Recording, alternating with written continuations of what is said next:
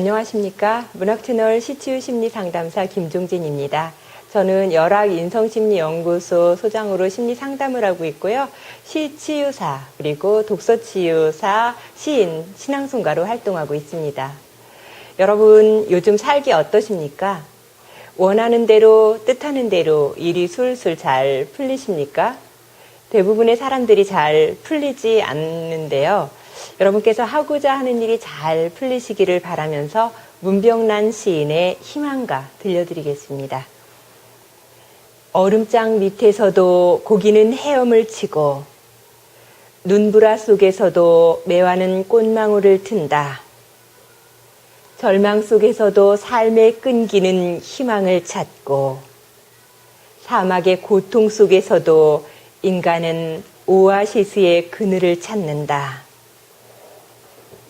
눈 덮인 겨울의 밭고랑에서도 보리는 뿌리를 뻗고 마늘은 빙점에서도 그 매운맛 향기를 지닌다. 절망은 희망의 어머니, 고통은 행복의 스승, 시련 없이 성취는 오지 않고 단련 없이 명검은 날이 서지 않는다. 꿈꾸는 자여, 어둠 속에서 멀리 반짝이는 별빛을 따라 긴 고행길 멈추지 말라.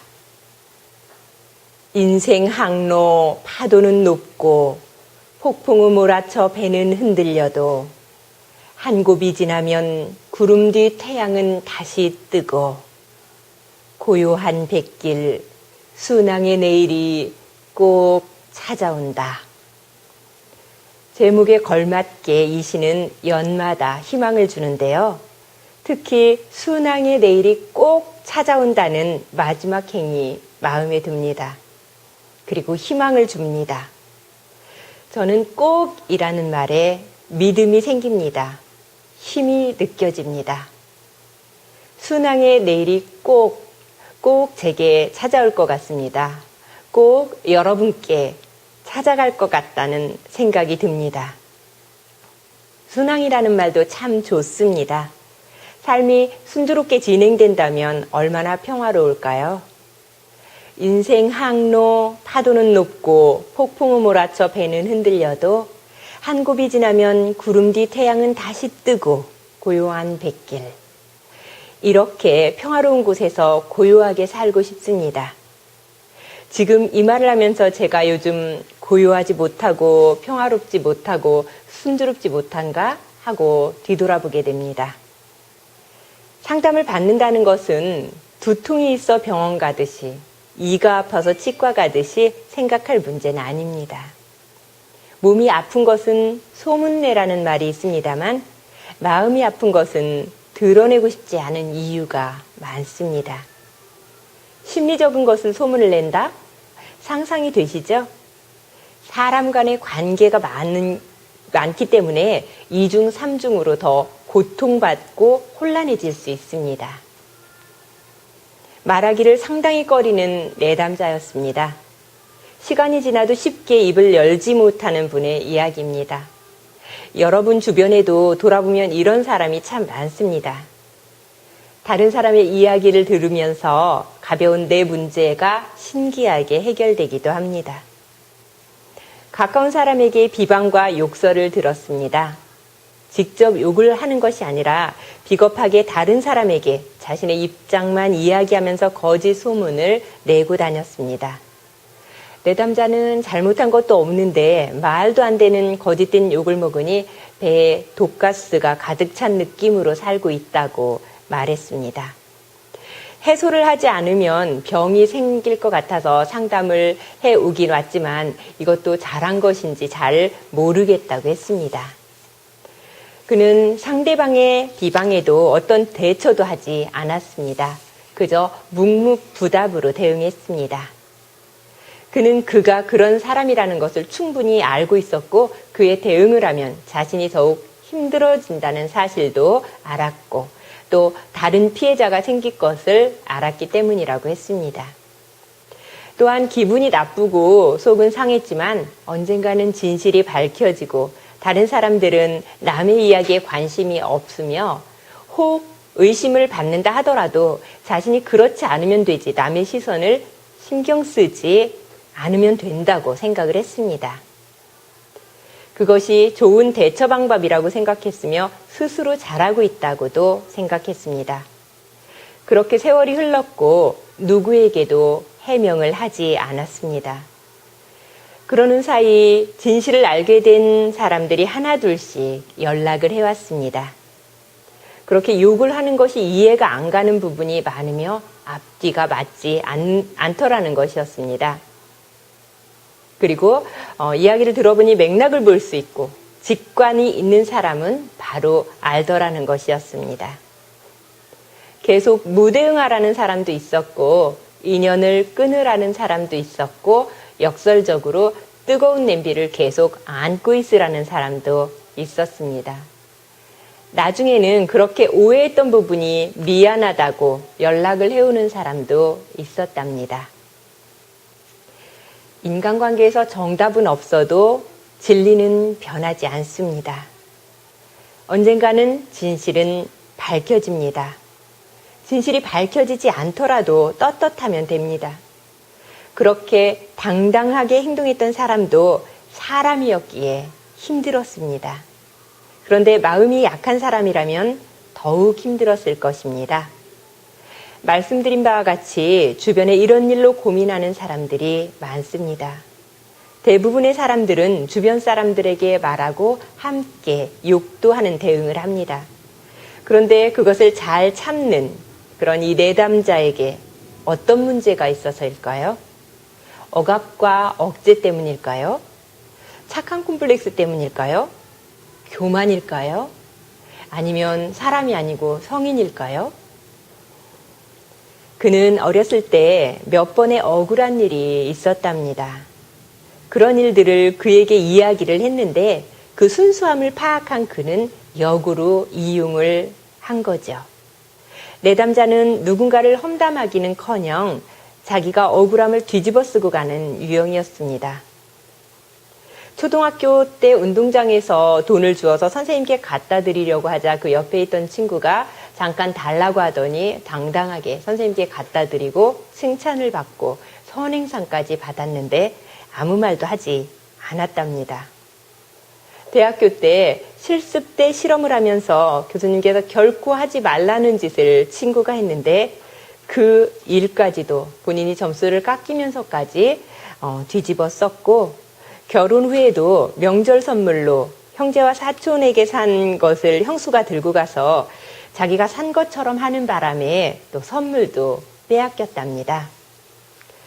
그렇게 빼앗는 사람들의 심리는 무엇일까요? 욕심입니다. 선생님께 칭찬받겠다는 욕심, 본인이 점수를 깎이지 않겠다는 욕심, 내가 선물했다는 욕심, 비양심적이고 비합리적인 욕심이죠. 남의 것을 빼앗아서라도 자기 욕심을 채우는 사람들이 세상에는 참 많습니다. 그러고 보면 단순한 욕심은 평범하고 보편적인 것입니다. 내담자에게 평생 3번의 비슷한 억울함이 있었는데 몇 년 사이에 한 사람으로부터 그것보다 훨씬 많으며 강도도 센 일을 겪었습니다. 한 번은 친구 어머니 생신날 초대받아서 가는데 아무 생각도 없던 그에게 내담자는 어르신 생신인데 그냥 갈 수 있느냐, 그냥 갈 수는 없다면서 꽃과 축하금 봉투를 준비를 했습니다. 그는 차에 있던 포도주를 가지고 엘리베이터를 타면서 봉투와 그 꽃다발을 잠깐 달라고 했답니다. 무슨 일이야 있겠어? 하면서 줬는데 본인이 다 준비한 것처럼 어르신께 드렸답니다. 그냥 잊으며 애쓰고 밥 먹고 나오는데 어르신께서 직접 만든 순대를 주시면서 이 양반이 꽃도 주고 선물도 주고 봉투도 줬다면서 고맙다고 하는데도 사실을 사실대로 말하지 않더랍니다. 주변에 여러 사람들이 있어서 민망은 했지만 결국 빈손으로 가게 된 그는 그 일에 대해서 묻지도 따지지도 않았으며 그 후 그런 일은 비일비재했답니다. 내담자의 문제는 무엇일까요? 그는 스스로 양심이라는 초자아가 잘못 작동하고 있다는 것을 알아차렸습니다. 힘들지 않다고, 또 억울하지 않다고, 괜찮다고 말하면서도 마음은 힘들고 억울하고 괜찮지 않다는 것을요.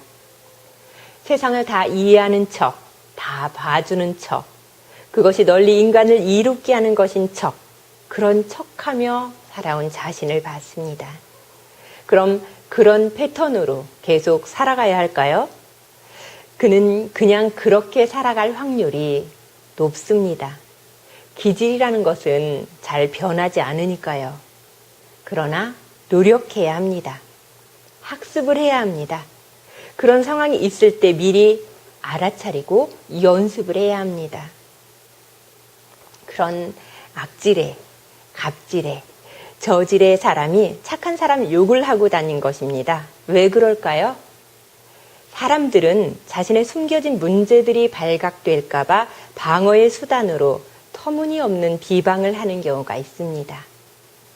내담자는 착한 아이 콤플렉스를 가지고 있을까요? 착한 아이 콤플렉스는 남의 말을 잘 들으면 착한 사람이라고 생각하는 고정관념이 되어버리는 증후군을 말합니다. 착한 아이 콤플렉스가 있는 사람들은 본인이 착한 사람의 이미지를 반드시 가져야 한다는 강박관념이 있다는 사실입니다. 언뜻 보기에 내담자가 이런 강박이 있을 수도 있습니다.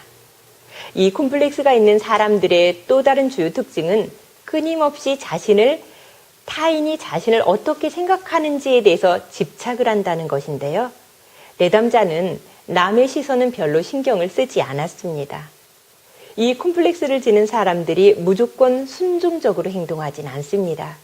타인의 행동에 지나치게 간섭을 하며 타인의 도덕적 허물을 드러내면서 자신의 착함을 대조해서 보이는 일을 하는데요. 이것으로 볼 땐 오히려 내담자 그 상대가 착한 아이 콤플렉스라고 볼 수 있습니다. 심리학자 알프레드 아들러는 타인을 사랑함으로써 비로소 어른이 된다고 했습니다. 사랑은 자기 중심성에서 벗어날 때 찾을 수 있습니다. 이것이 유치한 아이의 모습을 벗고 어른이 되는 과정입니다. 인간관계든 일이든 또 꿈에 관한 것이든 얽히고 설키지 않고 막히지 않고 술술 풀리기를 바랍니다. 여러분께 꼭 순항의 내일이 찾아오길 바랍니다. 지금까지 문학채널 김중진의 시치유, 시에서 행복찾기였습니다. 고맙습니다.